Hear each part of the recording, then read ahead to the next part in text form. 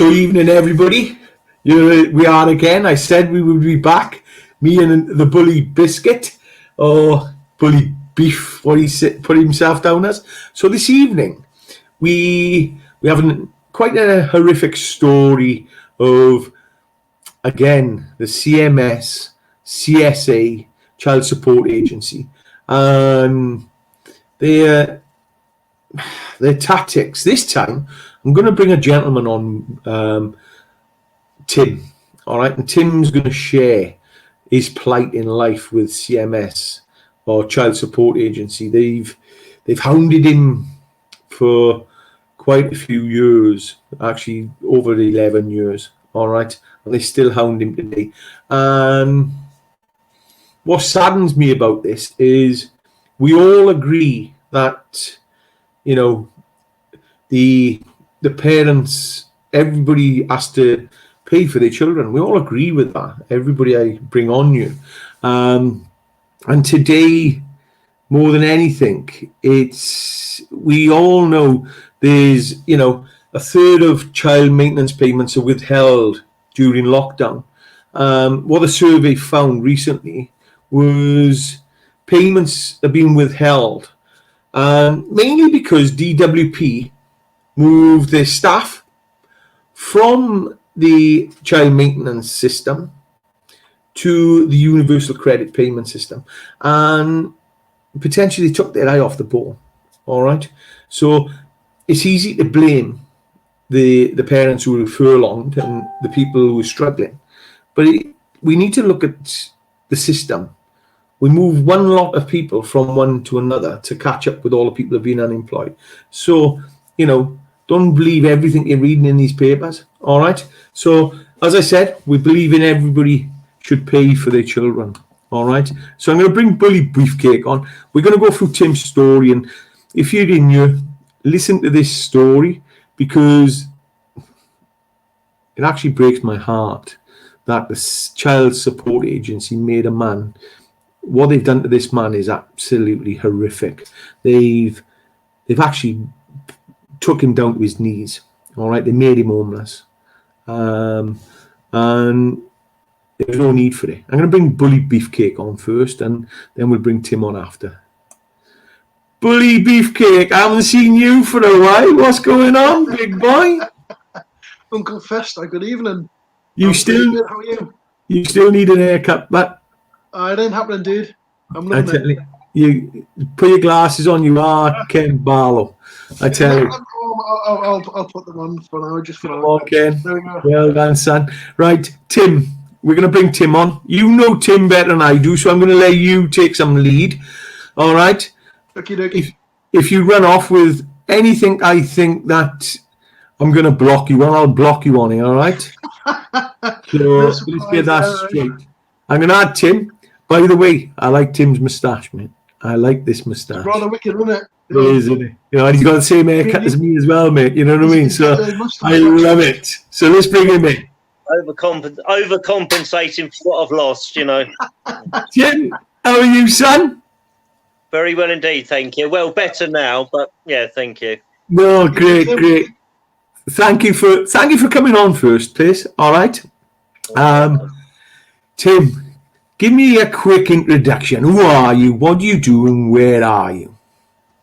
Well, currently, my name's Tim. I'm now residing in the West Midlands. I used to live in Farnborough in Hampshire, where we had a family business of 30 years. But in April 2015, I lost my home, my business, my sanity, everything through the hands of the Child Support Agency at that time. Yeah, yes, and that's what I've just said. And do you want to? I believe it really started at 2008 when you started coming into you had some difficulties, and the marriage went apart. Oh no, the marriage, your partner. Actually, I was shocked by that. A partner with two children you had, as you said, two beautiful children. All right. 14 and 12-year-old, and yeah, she left, and the stresses of life really took its burden on you. So she left. Do you want us to take us from that forward?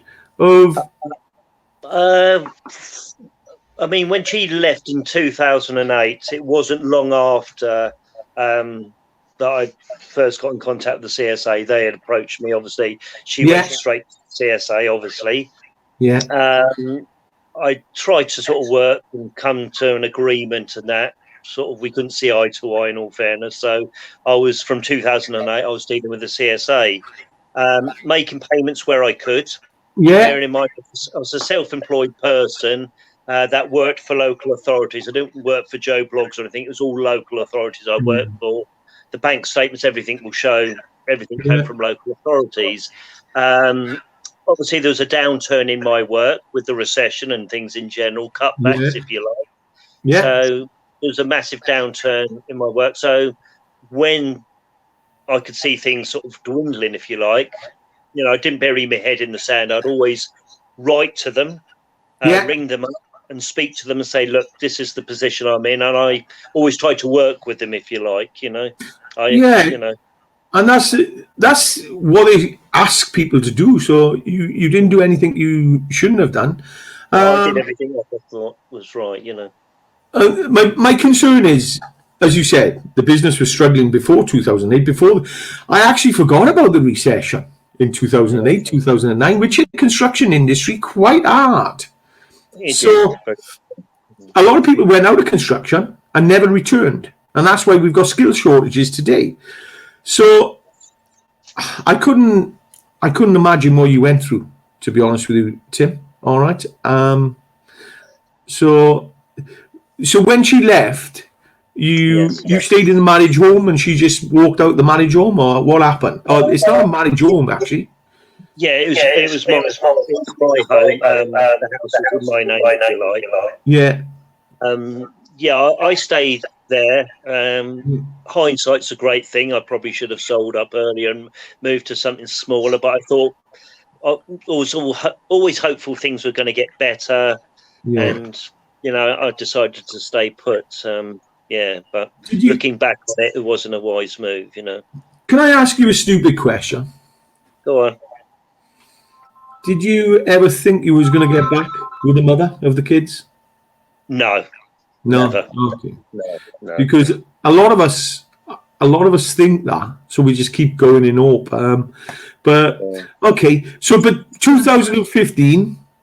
Yes. Oh, Craig's gone, so we'll just get rid of him anyway for the time being. So 2015. What happened? Because homeless is massive, mate. Yeah. What didn't happen? I mean, prior to them doing what they done in April, sadly, I went bankrupt in the January of 2015. Yeah. Oof. Sorry. And then soon after, I had letters from the CSA stating they wanted to take me to court because they'd already had 2 charging orders on my property. Right.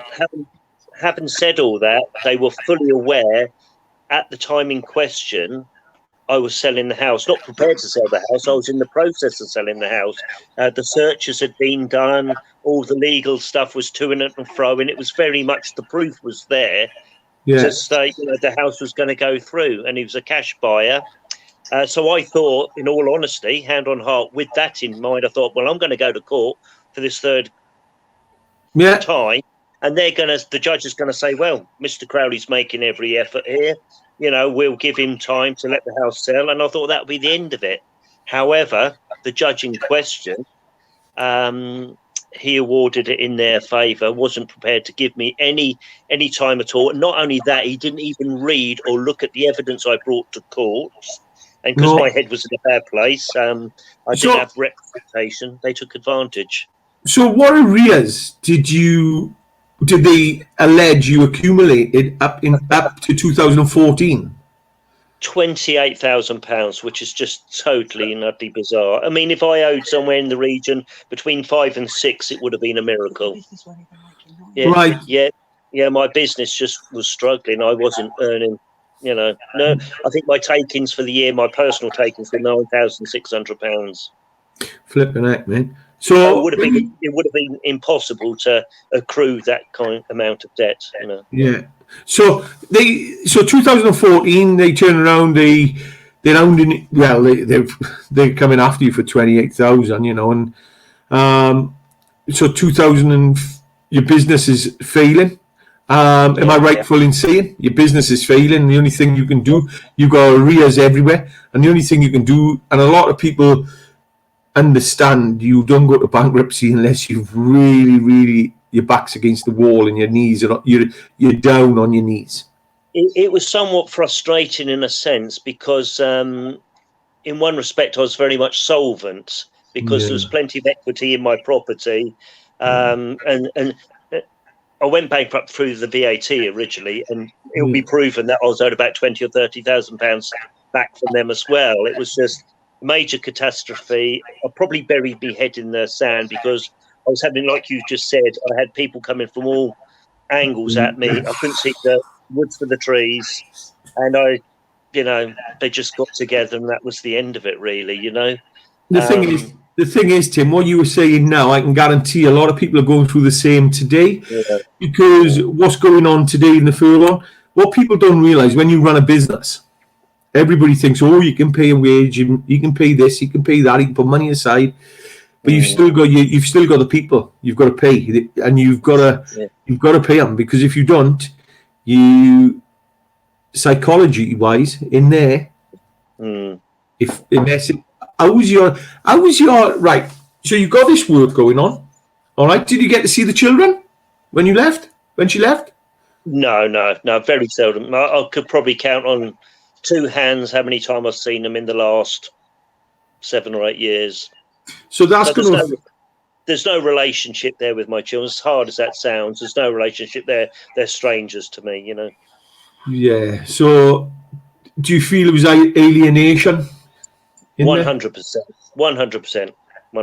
Yeah, I've even got, I'm probably going off in tangents here. I've even got messages there within the last year, vindictive messages from the mother. That's why she's blocked now. We have no contact whatsoever now. We've had the police involved as well, you know.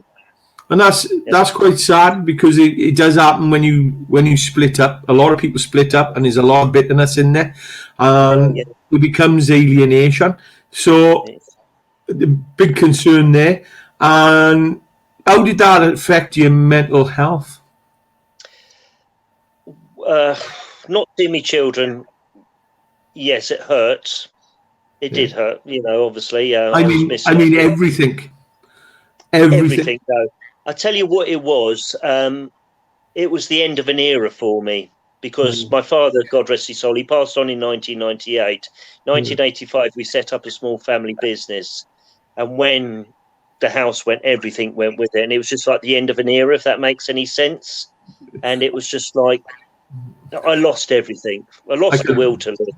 You know, I can imagine. Bloody hell, Tim. I lost everything. You know, well, I lost my mind. I lost everything. You know, they made me suffer. Craig. And to add insult into injury. Sorry, just going off here now.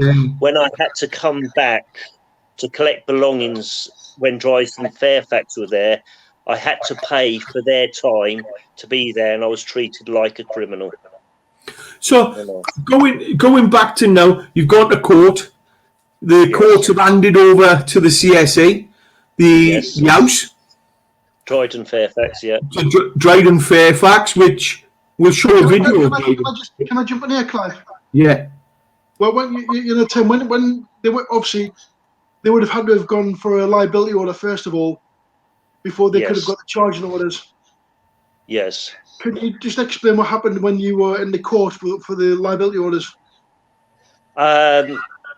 Originally, I went, when the liability order came up with their alleged figure, I went to court and I tried to say I'd work with them, and I tried to put a payment plan together, of which I adhered to and stuck to.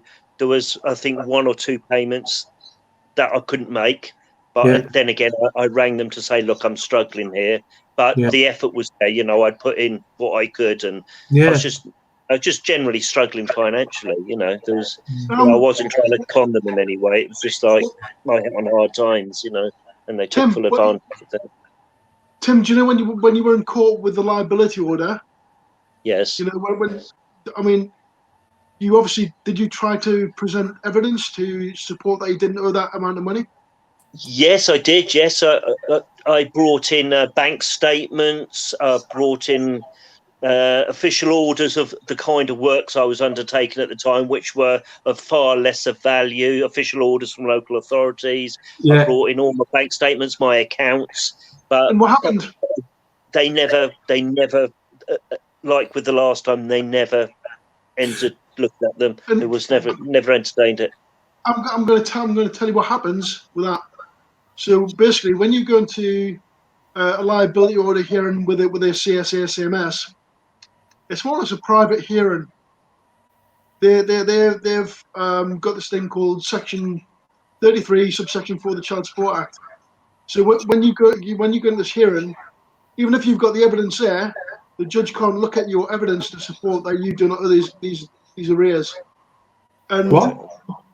Yeah, the judge, Section 33, subsection 4 of the Child Support Act precludes the justices from interrogating the evidence and questioning the calculations. Right. So basically, it's a breach of a right to a fair trial, a breach of Article 6, because you're trying to tell them that you don't owe these arrears, but the judges can't look at it. So therefore, it's more or less a rubber stamping exercise. When you go to the hearing, that's it. You're going to get the liability order regardless. But Craig, going back to these arrears, at no time did you ever get shown a breakdown of the arrears, Tim? Not that I'm aware of. No, no, it's not an SR. Craig, this is what we are hearing across every case of arrears. There's no actual breakdown of the arrears, what people owe, which is absolutely disgusting. The thing is, Clive, when you start to question the arrears, like I did, I said, well, how come I've got £12,000? Where does that come from? And they're kind of like, how dare you question our authority? And that's it. They become more militant and more draconian, and that's it. I was lumped with a detachment of earnings order. As soon as you question the arrears or whatever, they will come down on you like a ton of hot bricks. Right, Craig.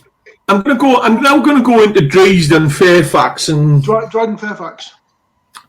That company, how does it work, Tim? Do they come to your house, knock on your door, and take the house off you, or do they give you time? How does it work? They didn't give me time. I had letters from them. Yeah. Because they were just for the record. I think Craig already knows this. I think Di might have had this conversation with him. The letters read Dryden Fairfax solicitors. However, Bambos, who we previously mentioned, he's uncovered this, that they were never solicitors. They were not registered at Company's House, and no merger to become solicitors ever took place. Basically, they were just debt collectors. That's all they were. So they're just bailiffs. And it's called an ABS, another business. I can't remember it. Services or something like that. Another business. Whatever. It's an ABS. Right, Craig. Right, Fairfax. All right. Who's the gentleman you just mentioned? Bambos, Cheryl Ambos. So I'm going to show a video for just. This is a video of Fairfax. All right, bailiffs going in, and look, I'm not going to make any apologies for this. All right, I'm going to show what actually happens, and I believe you know the gentleman, Craig. Tim, do you know the gentleman who's in this video? Is this Bambos? Yeah. It's Bambos. Yeah. Bambos' Eviction. Yeah, I've got the video. Yes, and I've actually met him in person as well. Yeah. Okay, so I'm gonna show this video. Clive, and also once you've shown the video, I'll explain some of the things which have happened after this has happened. Okay. So this could have been you, Tim. This is what I'm trying to get at. This could have been you, but you actually just walked out and give it over. after a long standoff, yeah. But you didn't go to this point where this gentleman went to, which I watched the film and it's disheartening for me. It's actually it breaks my heart to see a gentleman getting treated the way he's getting treated. Yeah, I think now in hindsight, if I'd know how I was going to be treated then on after, I probably wouldn't have stopped at anything. I don't believe, I would have been prepared to die for the cause. That's how bad I felt at the time. Yeah. I would have come out all guns blazing. That's how far it pushed me. I'm going to show the video now. Let me show this video to the audience, and this is the bailiffs. They're not solicitors, they're bailiffs. And watch the police.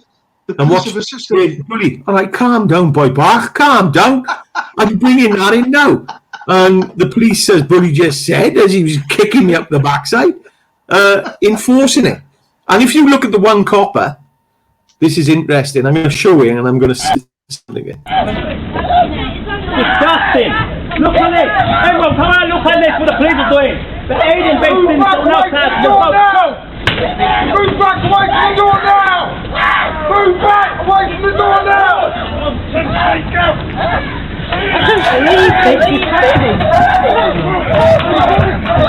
You can see the one police officer there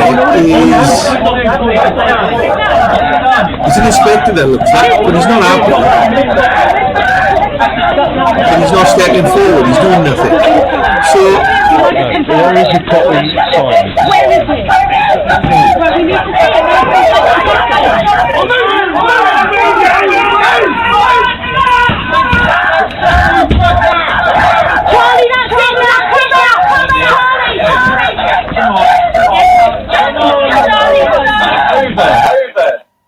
I don't think we need to see any more of that. That's absolutely...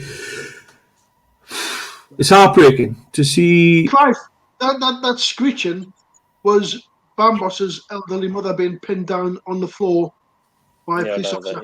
Was it? Right, let's have a look at that again. 2 seconds, Disgusting! Look at this! Everyone, come on, look at this, what the police are doing! The alien based in someone else has Move back away from the door now! Move back away from the door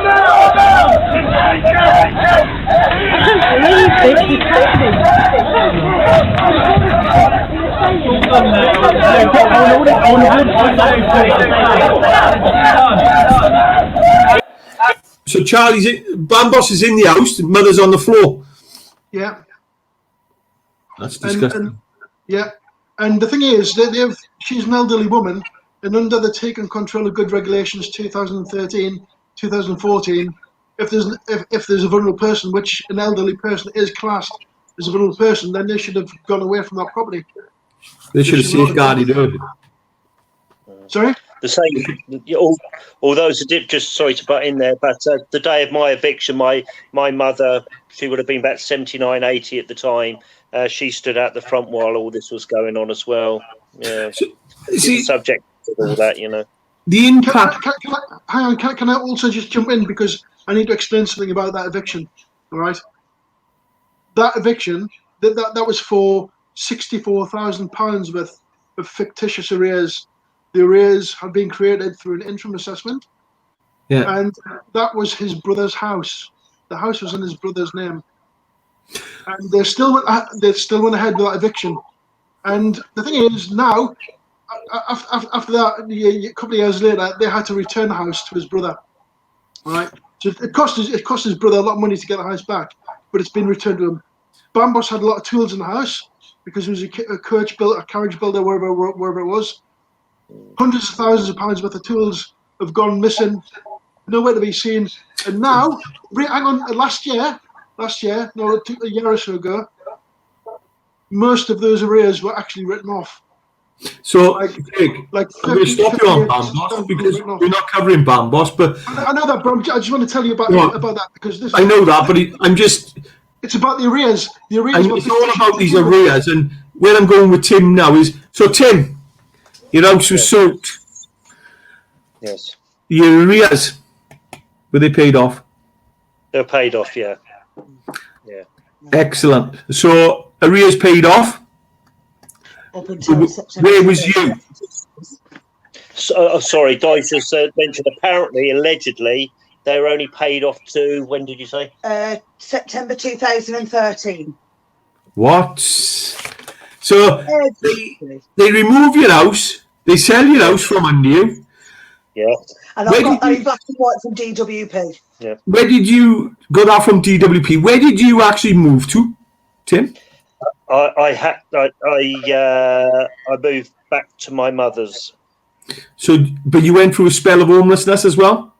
I did, yeah. Yeah, I did. I slept on my mum's sofa for a good few weeks, then went to the council, and then eventually they found me a 1-bedroom room which conformed to a prison cell size that I lived in for 2.5 years. Yeah. So, right. So, right. They sold the house. It was up to 2013. The arrears. I'm a little bit surprised why they didn't take the arrears off up to 2015. What I've been asking. This is what we've been asking, yeah. As far as I was aware, they took more than what they were entitled I've got it in to. black and white. So is that Diane? Okay. Is that your current partner talking? Yeah. Show her face. Let's show her face quickly. Give us a look. Hello, Diane. How are you? Right. Excellent. So, right, Tim. So I know Diane's been doing a lot of chasing about this for the last 3 years, which I take my hat off to her. And I know you've got another 2 children. All right, which is brilliant, mate. Well done. But now I'm going to ask you, where are you today? Right, mental health-wise, your mother, yourself, in 2015, what was your mental health like then? Because I tell you what, after what I've just seen with Bamboss and his mother... Traumatic. I was on tablets for pretty much everything. Sleeping tablets, anxiety, depression. I was back to the doctors every other week. And then it was said that I'd need counselling. So I had two 6-week sessions of counselling. I had suicidal thoughts, drinking too much, just a non-existent. I was just getting up whenever I felt like it. I just lost the will to live, basically. And that's what happens to a lot of us is we turn to drink. Drink is an emotional avoidance because you're avoiding emotions. And it's anxiety. You had the anxiety when they were chasing you, and you were having struggles with the business. Then you become depression. Then it becomes resentment. How much resentment did you have? How much resentment? Off the radar, you know. And resentment is the killer, which people don't realise. Yeah. You know. I littered the house when I was turfed out of the house. I put all the banners and that out the front, bed sheets and everything were fixed to the front of the house. This was going on a daily basis just to make everybody aware of how the CSA in Dryden Fairfax work. They used to send their heavies round on a day-to-day basis. So they used to again, you know, because I just wanted a fight. I just wanted to do damage. I was, you know, mad, anger, madman, playing victim. In your subconscious mind, you're playing victim, angry all the time. And you get concerned, but then you go back there. I'm going to ask you a question. Where was your ex-wife during all this? No, she's not my wife. She's my ex-partner. Yeah, I didn't have any dealings with her round about that time. I know she drove past that morning, so she made a point of tooting on the car and waving. You know, she knew what was going on. You know, she knew what was going on, and it's wrong. And today, where are you today now? You still got a 12-year-old, you still got a 14-year-old, you've now got 2 little ones.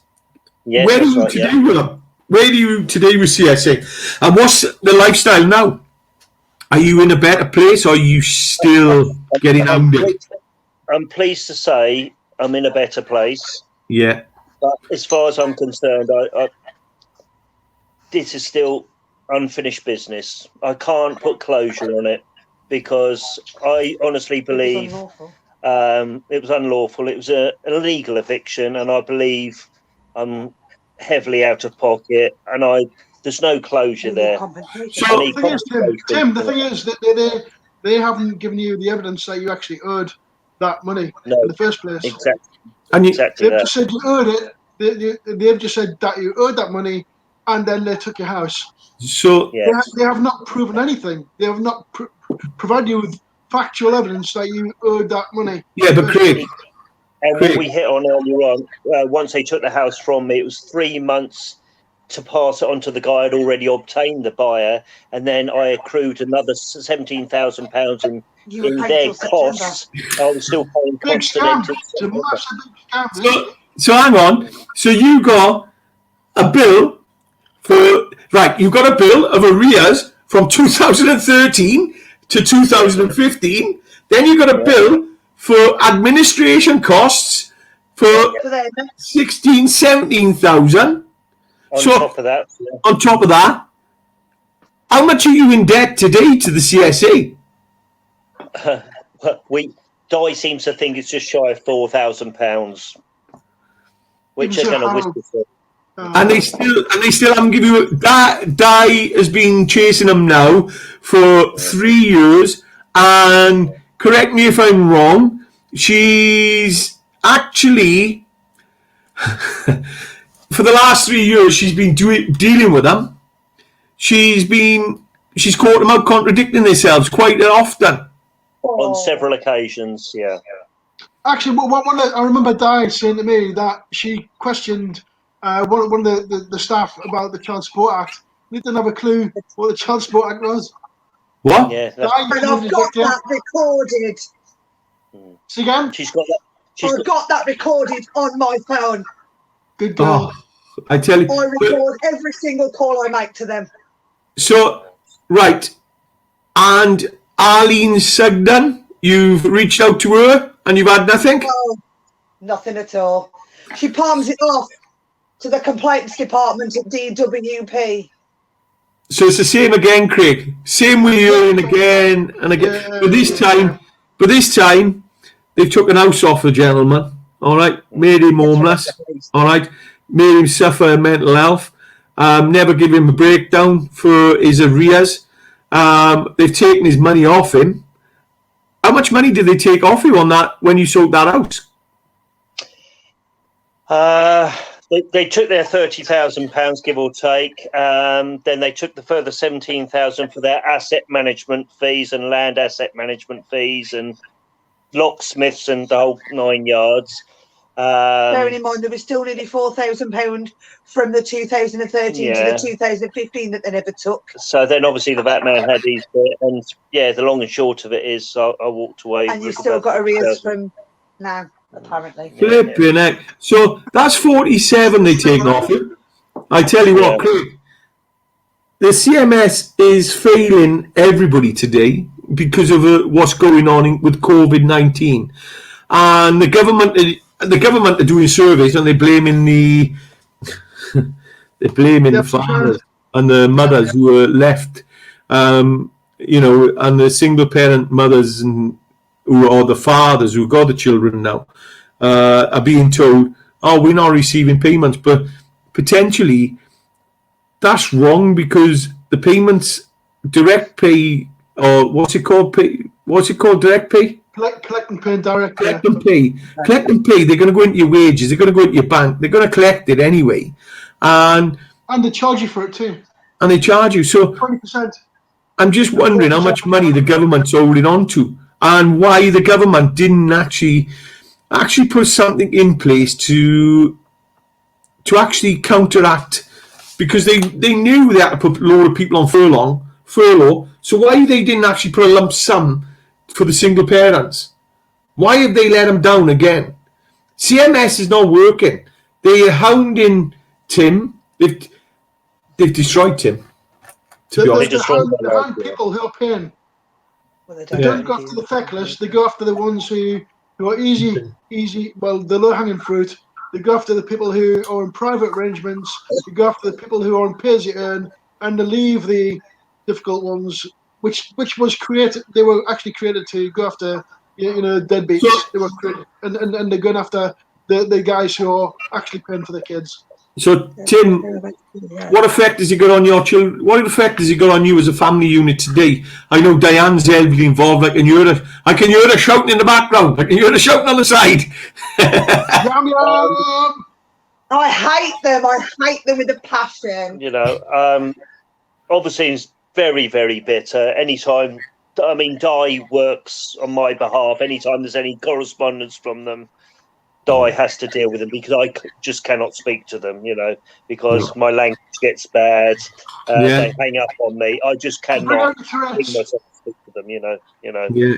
So what I'm going to ask you now, because suicide is increasing within the UK, mental health is a major problem. People don't realise what's coming behind this COVID, and we're into depression. Financial aspect now is massive. And what you went through yourself, if you could share something that could help somebody, what would it be, Tim, at this moment in time? Because there will be people listening to this who are going through exactly the same as what you've gone through. Yeah, I would say, I made the mistake of bottling things up, never talking to anybody, and it sort of like came to a head, and it just exploded. It exploded. I think speak to people. There's plenty of groups out there. Obviously, the obvious one: speak with your doctor, support groups, and even close friends. A problem shared is a problem halved. But at the time, I didn't really have anybody. I had at that time my mother was 79, but as you can imagine, she was worried for me anyway. So I didn't want to bother her with it. My brother lived in Ireland, so I didn't have any close immediate friends or family that I could confide in. I felt very lonely, if I'm honest. And the biggest thing I've learned, because I've suffered the mental health, I've gone through exactly the same. And the biggest thing I learned was I never shared where I was when it come to money. I always put the front on, because money to me was, you didn't talk about it, and you buried your head, and you rob Peter to pay Paul, but you wouldn't. That's pretty much what I was doing, Yeah, and sometimes you end up digging an hole for yourself, and you just don't say anything to anybody. So anybody out there listening to us tonight, I'd like you to, you're not alone. We've been through it. We've struggled. Don't be ashamed, because look, there's always light at the end of the tunnel. Tim's got two beautiful children now, and he's got a beautiful. I was going to say that, just in spite of, I had some very, very, very dark times, and, where I thought, do I end my life here? What do I do? But here I am now, 5 years down the line. Yeah, my life is better. I have a partner, a supporting partner. I have two young children. So never give up hope. In spite of everything that went on, never give up hope. Just keep plugging away. Keep plugging away. And that's the biggest thing I want people to take as well from this. And especially if you are somebody out there who's using kids,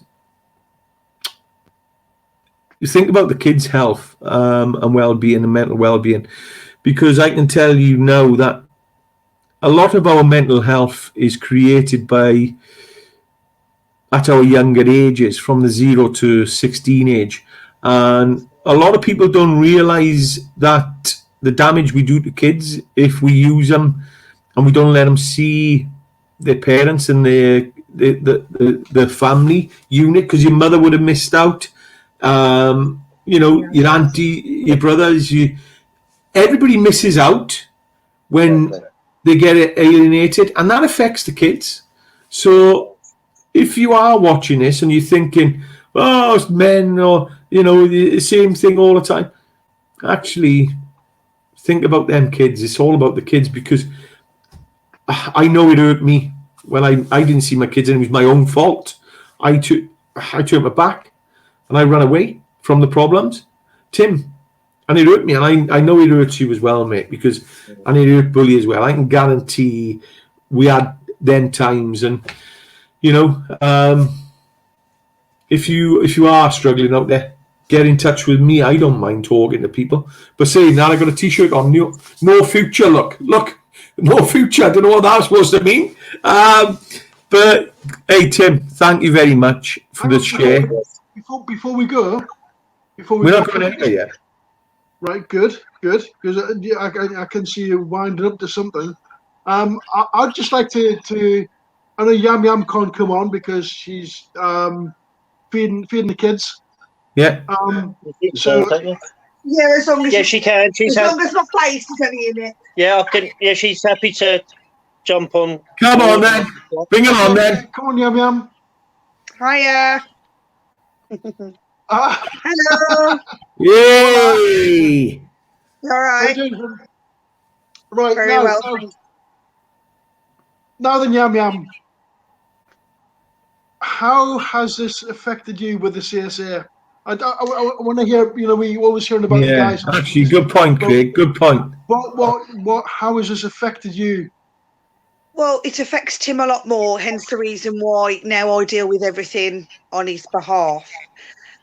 The fact of the matter, any correspondence, any phone calls that need to be made go through me. Any emails or complaints go through me. I've had a pretty tough time. I didn't realise how hard it was until I actually started dealing with it myself. And now I can understand why a lot of paying parents do suffer mental health issues, because it is so stressful. But Yam Yam, I'm going to stop you there because you've just said something to me which caught me. Was go back to where I see how it affects Tim and how it's affected Tim, and I've taken it over. Yeah. Do you want me to tell you something? It's like hitting your head against a brick wall because you can't get through to these people. You can't. There's no talking to them. They've got no compassion, no remorse, nothing. Do you know something? I'm listening to you talk, Baya, all right? And I know it affects... I'm getting emotional listening to you, which I know you... Don't take this the wrong way, all right? You put a big cover over how you're really feeling. And it is taking its time, it's taking its toll on you. I can tell by just... the way you're expressing it, all right? Look, if you ever need to reach out, all right, reach out, all right? It's not. It's like I'll get upset for him sometimes because, like. But you must be getting frustrated. Into this case, it's like I didn't realise how bad it was for him and how gut-wrenching it was to have someone that you really care about go through something like that. So I'm going to ask you a question here, all right? And you tell me yes or no. In a conversation's mind talk, all right, is our thoughts and our thought processes, what we tell ourselves in here. And I know you were telling yourself, when's this going to be over? When's this finished? When can I sort this out? Oh, my God. Have I got to go through this again? Am I doing this again? And and sometimes you will go, am I stupid? Because is it this hard? And you'll be putting yourself down in a thought, and you look. It's like when Craig was on about the arrears. Now, one thing that we did fail to mention: these arrears, what they say are left. This was after they decided to put a deduction of earnings order on Tim's wages of £500 and 19 pence per month. What? Yes, and that's what one did. Yeah. On top of what he'd already paid. Yeah. So, and that there, you have children to support. This was causing. We sent in a list of the proof of that. Of household expenditures. They refused to look at it, didn't acknowledge it, wasn't good enough. But then when I sent a complaint to Arlene Sugden, which was fobbed off to DWP Complaints Department, they said, and I quote, which I've got in a letter in black and white, that the child maintenance service always take household expenditures into account and never leave families short of money. 4 years of storage. And Bearing in mind, my partner also had 4 years of storage costs where he had to find the money to pay for storage to house some of the last of his few possessions that he had left from that house that they took from him. And the other thing is as well, I'm going to ask you another question. And I know it plays on Tim's mind. Does it play on your mind whether you are going to suffer homelessness? So it has crossed my mind, and I've said to Tim before, would they pull a stunt like this again? Yeah. If they did, not being funny, and I don't just think it's the CMS. It is the receiving parent as well that does put added pressure on as well. And I wouldn't put it past her to try it again. I wouldn't. I really wouldn't. See, Craig, this is what I'm on about mental health, Craig, because it's the memories as well. And I know Tim's memories will be going back to them areas where Tim will go, it's like Tim, he'll ring me like three to 7 times a day. Have we had any post today? What's come? Because he's frightened that he's going to get a letter off him saying that he owes a substantial amount of money. And he can't get the fear out of his mind that something's going to come through the letterbox and it's going to be really bad news. Do you know the thing I hear a lot is where people are terrified of those brown letters. When they see a brown letter on the doormat, they're like, "Oh my God!" It just so happens that any brown letters that come here come to me. So the brown letters, you open the brown letters, and I know They're all addressed to me anyway. Yeah, so I know a lot of people who avoid mail. So, and I used to avoid mail. I used to be terrible for it. I would, I used to be weird. My stepmother used to go mental. She used to have a box, and I was like, no, I'm not opening it. But yeah, exactly. But definitely, I can see the effect it has on you. My phone's going off. I'll let that go. Right there. That's my mother. That's my mother. So, mother's checking in. Always have the mother checking in. Thank you very much for actually coming on, because that was Craig. Thank you for that. I just want to go further. I haven't finished yet. Right. Okay. So when they set that detachment of earnings order against you, obviously that caused you and Tim it put us in a financial difficult situation because I was on maternity leave. I'd only just had Johnson. I'd only just had our son. Yeah. So obviously I wasn't getting my full wages anyway. And your children, the child that you had already, and obviously it was a struggle for you guys. So yeah. So basically, Section 2 of the Child Support Act is the welfare of the child. It's the welfare of all children involved in the case, and they have to take into consideration when they're making their decisions the welfare of all children that their decisions are going to have. They took Jensen into account. £4.87 was all that was taken off for my son. But I'm going to all my son is worth is £4.87.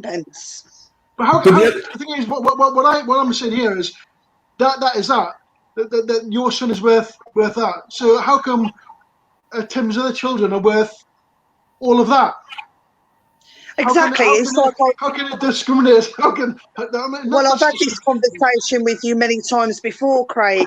Yeah. If the government think it's substantial to pay each and every woman or man the same amount of money, child benefit, and they think that is a substantial amount of money, why is the CMS putting a different price on each child's head?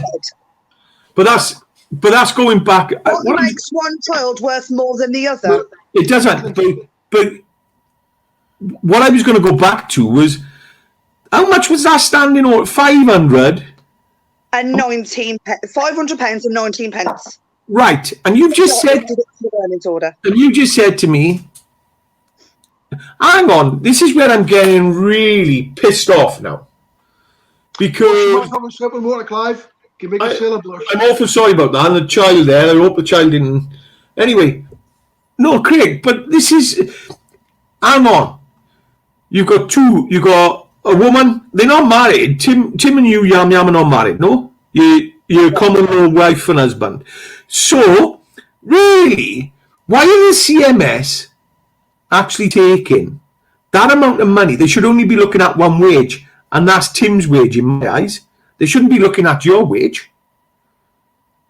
They don't. They didn't take. They haven't taken anything from me. They took it from Tim's bank account. Well, in fact, he didn't even touch Tim's bank account before they took it. So no, but what I'm saying, employer. So what I'm saying is, we're going back to this old thing, Craig, of 60%, 40%. You can only take so much, and they're actually blowing it out the water again, just to take their arrears. It happens all the time. They say that they can only take 40% of a salary, and that's a detachment of earnings order. But there's a lot of cases I've seen where they've taken a lot more than that. I mean, they've taken like 80% of someone's salary. You know, and they've left someone with like £10. That guy from Tupara who took his own life back in 2005. What's his name again? Leeglon. They left him they left him with £10 over Christmas. Oh, good gosh. That is just. No, but the way they're treating families as well is shocking, and like you just said, it's the families. The thing is, they're saying, "Oh, we're lifting children out of poverty." Excuse me, no, you're not. You're actually causing poverty with the families as well. But my biggest saying that their propaganda stinks. But my biggest concern is, and this is and don't take this the wrong way, Yam Yam. All right. You can see why some people actually go and commit suicide, because they get in their head, if I'm not around, my other partner who I'm with now with the kids will survive better without me, because they won't have the burden of the CMS. Yeah. That's a massive worry, isn't it? When you think about it. And that's, Craig, there's a major problem, and mental health is the huge thing, and we're taking it. They are causing severe mental health issues. They're causing people to have mental health, really. They are, and mental health breakdowns, and then they're also triggering PTSD in our servicemen and veterans and emergency services. I'm going off a tangent here, but I'm telling you how severe this is, and it has an effect on. Well, Craig, it's not only that; it's the families. Exactly, that's what I'm saying. Remember when we've done the interview with Fireman Sam, Tony O'Neill, when you brought up that PDF about how the mental health in the home is not taken into consideration. Yeah, do you remember that? Yeah, and they're creating these mental health issues for everyone. Yeah. So, what would you give now? Well, what advice would you give, Yam Yam, to anybody out there suffering like you? Because you were suffering, and I don't care what you say. You put this big wall up. Like Tim said before, don't. If you feel like you're struggling, it's like, I won't talk to Tim about it, because obviously he's been through enough as it is. Mm. And it does upset him, and I can see that. So, I also need someone to talk to, but these problems that we face are personal. Yeah. Sometimes I don't want to talk to my family about personal problems. No. Not something like this anyway. Yeah. So it's difficult for me, because who can I talk to? about these issues. Any help us support groups on Facebook. And the only real support I've had really is off the Facebook groups that are on, that you can, get advice from. CSA Hell and sites. the groups that Craig's a part of, the CSA Hell sites. They're an amazing group, and they do provide support, even if you just want advice over the smallest thing. So Craig, They are willing to give you that support. What we It need is a lifeline to reach out to somebody. Yeah. Well, at the end of the day, the CMS needs absolute major overhaul, massive. He needs to get rid of her. They'll never get rid of it, but he needs a massive. What I'm saying, Clive, a lot is blatant fraud and misconduct in the public office and malfeasance as well, because these guys are abusing their power. They're forcing people to suicide. It's a total breach of human rights. What they're doing. But Craig, it's back to Discrimination Equality Act. We need to go for the Equality Act. It does go back to that. Section 13 of the Equality Act 2010. So we need to go for the Equality Act. So let's put a plan together, Bayer. All right. What about if I turned around and said, okay, we do a crowdfunding and we go against equality, and we bring everybody together who's actually suffered equality, discrimination, and alienation. I love alienation and discrimination at the moment because I'm going through with an employer. So let's put something together like a GoFundMe page or something where we can actually start looking at taking cases against them. There must be ways we can do that, Billy. Supreme Court or court, whatever. The thing is, it's very difficult to get these maggots into court because there's no law firm that will go against them. I mean, you'll see the likes of other law firms like the Good Law Project and wherever. They will happily support gingerbread, and they will these women that are taking the government to court because of the COVID, the pandemic thing.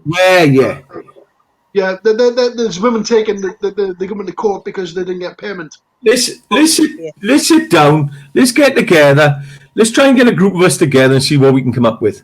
And also, you're saying the groups are great for support, which, potentially. Well, I wouldn't rely on them either. No, and that's what I'm thinking is we need a 24/7 line where people have gone through it, can talk to people, and it's mental health it is again. It's especially where people have been through the same. Yeah, and that's what we need to look at, Craig. So we need to bring a solution to try and capture people, because at this moment in time we've got too many people in bad places, absolutely bad places. So, and I've shown this tonight. So, Craigie boy, yum, anything else Tim wants to say or yourself? Hang on, I'll put him on for you. Yeah, I mean, you were just on about a support group there, or trying to get funding together. I briefly spoke with Craig some time ago, and I've got a good friend by the name of Dean Kirby. Right. And Dean gave me a lot of support shortly after what had happened. He's taken on the CSA on quite a few occasions in big high-profile cases and that. Yeah. And he comes with a lot of power, so to speak. No. And he's highly, highly recommended. So he might be somebody. I mean, I'm grateful of your helps. Don't get me wrong. He might be somebody else, maybe to bring on board. He might be able to throw something into the mix for us, I could actually do with his help as well, because my case is very juicy, and I can't get any. But Craig, shut up! I'm not interested in your case. I keep hearing your case. Uncle Fester. All right, we'll do your case one day. I don't know when yet. I haven't got enough time to do your case. I tell you, you'll be quoting everything on me, and right, Craig. Let's get serious about this now. Let's see how we can go forward. Let's see how we can speak. Let's speak about this now in the next few days, and see what we can do. All right. Just one question I want to put to you, gents. Correct me if I'm wrong. I mean, this happened to me in 2015, Obviously, I'm well within my right to get it back to court and hopefully one day get. What is the cut-off period? Is it 6 years? It is, but then again, you can appeal against the time limit if there's exceptional circumstances. I cannot remember. You'll have to speak with Bambos about this because he knows a lot about the time limits and blah blah blah. But if there is exceptional circumstances, like as in you have had difficulty finding any law firm that will give you representation, which I'm having, then you can appeal against the time limits. Also, don't forget your mental health. How long did you struggle with that? Come on. How long did you struggle with your mental health? How long before you got a grip of seriously got yourself? I'd say to a certain degree, I'm probably still struggling because I have trouble sleeping now, and I still have the anxiety of like Di hit on. What's going to be waiting for me tonight when I get home? Is there going to be another letter there? They've done the damage, but it's left this. And they're still coming at you as well. And they're still coming at you. They're still coming at you. And can I just say something here as well? Is when they're sending you, you know, Article 8 of the European Convention of Human Rights, and that's the right to family, private family life, and that's like about the mail that they send to you and the government sends to you, and they have the right to send, you know, mail to you. However, when the CSA are coming at you for money that you do not owe, and they're sending that to your door, they're causing you distress. All right. Yes. Now, that is a breach of Article 8 because you don't actually owe that money. They're sending you threatening correspondence for money that you do not owe. So that is a breach of Article 8. They do not have the right to send you menacing and threatening correspondence when you do not owe the money. As you know, they'll now prove to you that they'll never provide you with the evidence that you actually owe the money that they're demanding. And 99.9% of the time, they are you do not owe the money. They've inflated the arrears by a lot. And then they're sending you threats through the post to find you. Hang on a second. But that is a breach of Article 8. But not only that, it's also a breach of the Malicious Communications Act, 1988, Section 1. Craig, I'm going to stop you for a minute. All right, I've just had a message, and this is for everybody to know. This has just gone out to every MP today. Notice of intended private criminal prosecution for pandemic fraud has been served upon every serving MP this morning for and on behalf of the British people. Brilliant. So that's gone out today, this morning. All right. So MPs haven't been doing anything for anybody. They've ignored everybody's plight, even yours, Tim, even bullies, and CMS, veterans, everything. So on that note, what I'm going to do now, I'm going to wind this up because we've gone over an hour. All right. And I'm going to turn around and I'm going to say we need to catch up. Yeah. Definitely. We need to sit down and see how we can go forward with this. Craigie, goodbye from me. And good night from me. Love Tim, you, do you want to say good night to everybody? So it's like the two Ronnies. Good night from me. Good night from him. Yeah. Anyway, love you all. All right. And catch you later. Thank you.